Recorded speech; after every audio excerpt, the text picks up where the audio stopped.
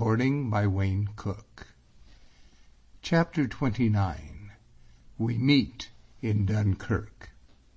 Altogether, then, I was scarce so miserable the next days, but what I had many hopeful and happy snatches, threw myself with a good deal of constancy upon my studies, and made out to endure the time till Allen should arrive, or I might hear word of Catriona by the means of James Moore.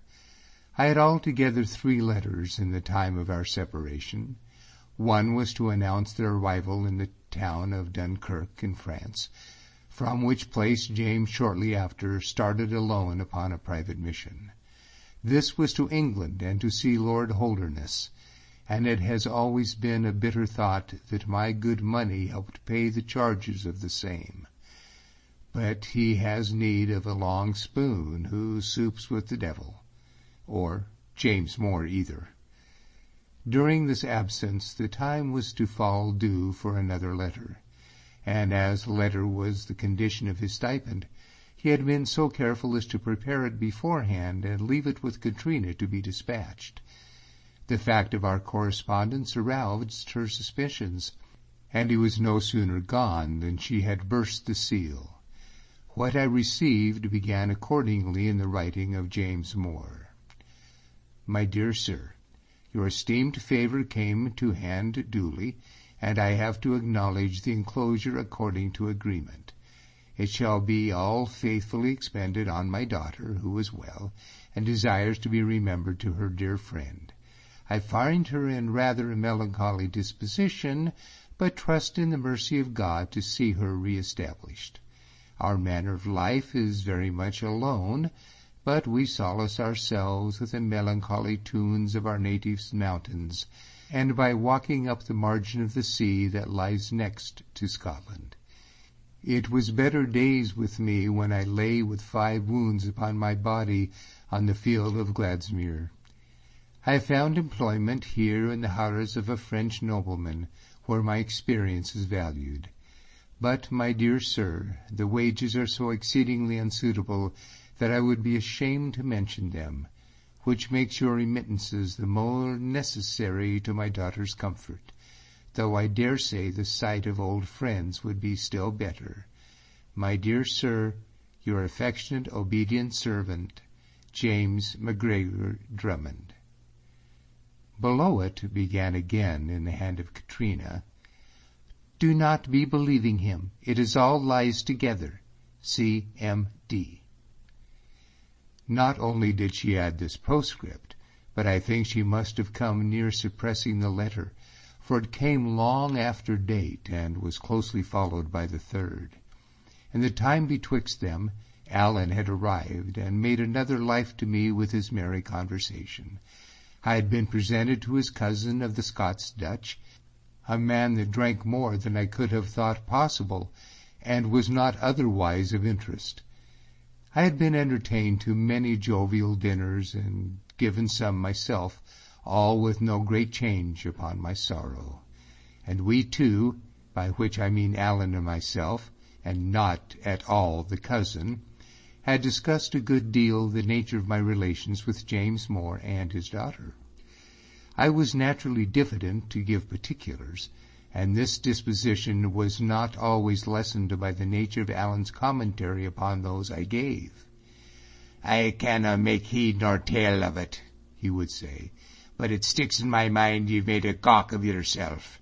There's few people that has had more experience than Allen Breck, and I could never call to mind to have heard tell of a lassie like this one of yours. The way that you tell it, the thing's fair impossible. You must have made a terrible hash of the business, David." "There are whiles that I am of the same mind," said I. "The strange thing is that you seem to have a kind of fancy for her, too," said Allen. "The biggest kind, Allen," said I, "and I think I'll take it to my grave with me."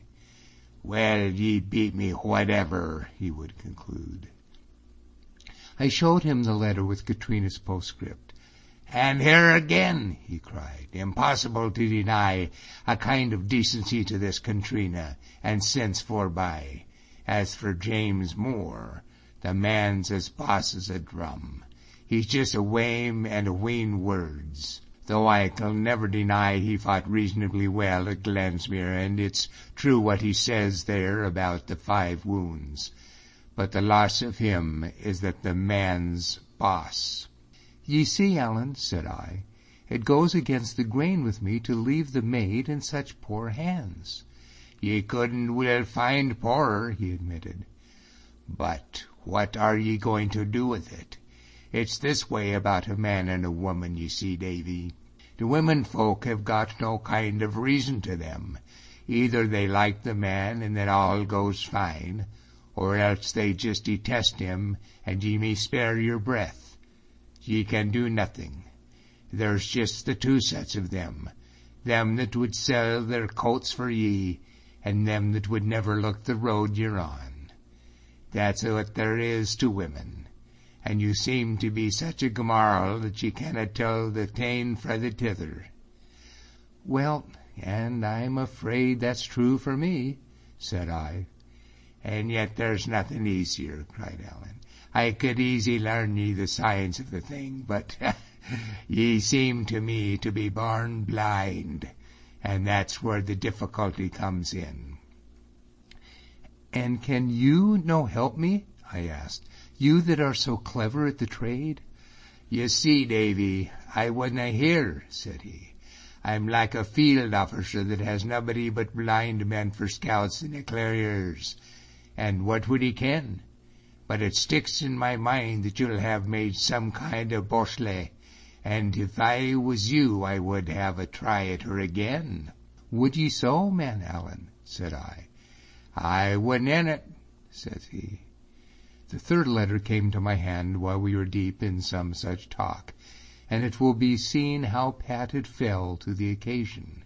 James professed to be in some concern upon his daughter's health, which I believe was never better, abounded in kind expressions to myself, and finally proposed that I should visit them at Dunkirk. "You will now be enjoying the society of my old comrade, Mr. Stewart," he wrote. "Why not accompany him so far in his return to France? I have something very particular for Mr. Stewart's ear, and at any rate I would be pleased to meet him with an old fellow soldier, and one so mettle as himself. As for you, my dear sir, my daughter and I would be proud to receive our benefactor, whom we regard as a brother and a son. The French nobleman has proved a person of the most filthy avarice of character, and I have been necessitated to leave the Harris. You will find us, in consequence, a little poorly lodged in the auberge of a man voisin on the dunes. But the situation is collar, and I make no doubt but we might spend some very pleasant days when Mr. Stewart and I could recall our services, and you and my daughter divert yourselves in a manner more befitting your age. I beg at least that Mr. Stewart would come here. My business with him opens a very wide door." "What does the man want with me?" cried Allen when he had read. "What he wants with you is clear enough. It's siller. But what can he want with Alan Breck?" "Oh, it'll be just an excuse," said I. "He is still after this marriage, which I wish from my heart that we could bring about, and he asks you because he thinks I would be less likely to come wanting you." "Well, I wish that I can't," said Allen. "Him and me were never on ways back. We used to grin at ither like a pair of pipers. 'Something for my ear,' quoth he. I'll maybe have something for his hinder end before we're through with it. Dod, I'm thinking would be a kind of a diversement to gang and see what he'll be after. Forby I could see your lassie then. What say ye, Davy? Will ye ride with Allen?" You may be sure I was not backward, and Allen's furlough running towards an end, we set forth presently upon this joint adventure. It was near dark of a January day when we rode at last into the town of Dunkirk. We left our horses at the post, and found a guide to Brazin's inn, which lay beyond the walls. Night was quite fallen, so that we were the last to leave that fortress, and heard the doors of it close behind us as we passed the bridge. On the other side there lay a lighted suburb, which we throttled for a while, then turned into a dark lane, and presently found ourselves waiting in the night among deep sand, where we could hear a bullering of the sea. We travelled in this fashion for some while, following our conductor mostly by the sound of his voice, and I had begun to think he was perhaps misleading us, when we came to the top of a small brae, and there appeared out of the darkness a dim light in a window. "Voilà la voyage à Brazil," said the guide. Alan smacked his lips. "An unco lonely bit," said he, and they thought by his tone he was not wholly pleased.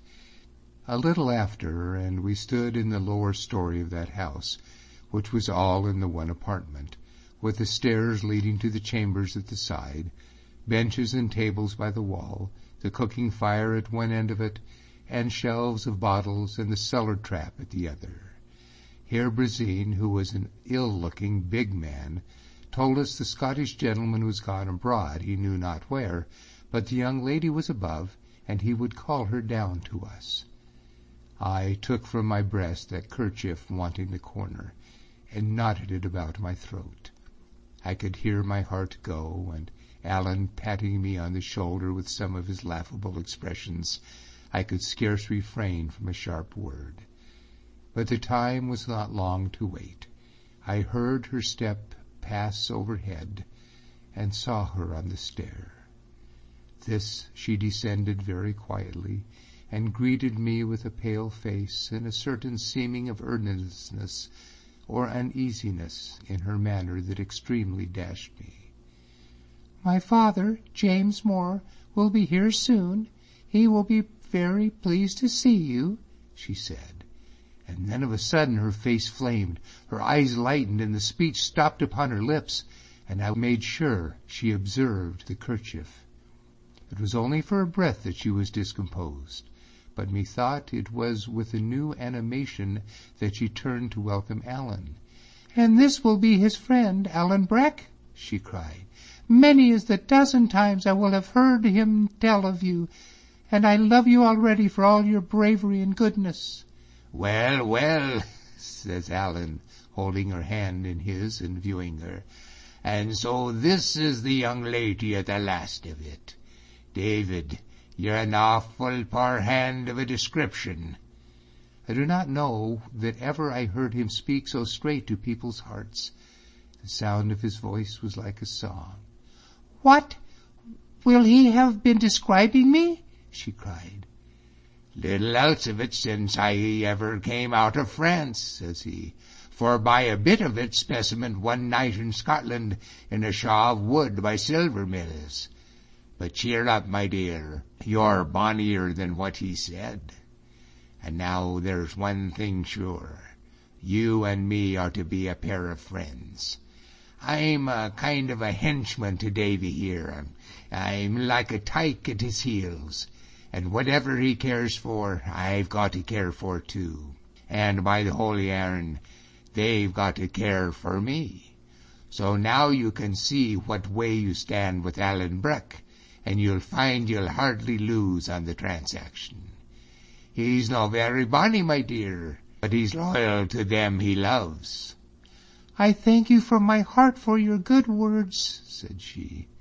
"I have that honor for a brave, honest man that I cannot find any to be answering with." Using traveller's freedom, we spared to wait for James Moore, and sat down to meat, we threesome. Alan had Catriona sit by him and wait upon his wants. He made her drink first out of his glass. He surrounded her with continual kind gallantries, and yet never gave me the most small occasion to be jealous. And he kept the talk so much in his own hand, and that it in so merry a note, that neither she nor I remembered to be embarrassed. If any had seen us there, it must have been supposed that Alan was the old friend, and I the stranger. Indeed, I had often cause to love and to admire the man, but I never loved or admired him better than that night. And I could not help remarking to myself, what I was sometimes rather in danger of forgetting, that he had not only much experience in life, but in his own way a great deal of natural ability besides. As for Catriona, she seemed quite carried away. Her laugh was like a peal of bells, her face gay as a May morning, and I own, although I was well pleased, yet I was a little sad also, and thought myself a dull, stockish character in comparison of my friend, and very unfit to come into a young maid's life, and perhaps ding down her gaiety. But if that was like to be my part, I found that at least I was not alone in it. For James Moore returning suddenly, the girl was changed into a piece of stone. Through the rest of that evening, until she made an excuse and slipped to bed, I kept an eye upon her without cease, and I can bear testimony that she never smiled, scarcely spoke, and looked mostly on the board in front of her, so that I really marveled to see so much devotion, as it used to be, changed into the very sickness of hate. Of James Moore it is unnecessary to say much. You know the man already, what there was to know of him, and I am weary of writing out his lies. Enough that he drank a great deal, and told us very little that was to any possible purpose. As for the business with Allen, that was to be reserved for the morrow and his private hearing. It was the more easy to put off, because Allen and I were pretty weary with 4 days' ride, and sat not very late after Catriona. We were soon alone in the chamber where we were to make shift with a single bed. Allen looked on me with a queer smile. "Ye muckle lass," said he. "What do you mean by that?" I cried. "Mean? What do I mean? It's extraordinaire, David, man," said he, "that you should be so mortal stupid." Again I begged him to speak out. "Well, it's this of it," said he. "I told ye there were 2 kinds of women, them that would sell their shifts for ye, and the others. Just you try for yourself, my bonny man. But what's that nepkin at your craig?" I told him. "I thought it was something thereabouts," said he. Nor would he say another word, though I besieged him long with importunities. End of chapter 29.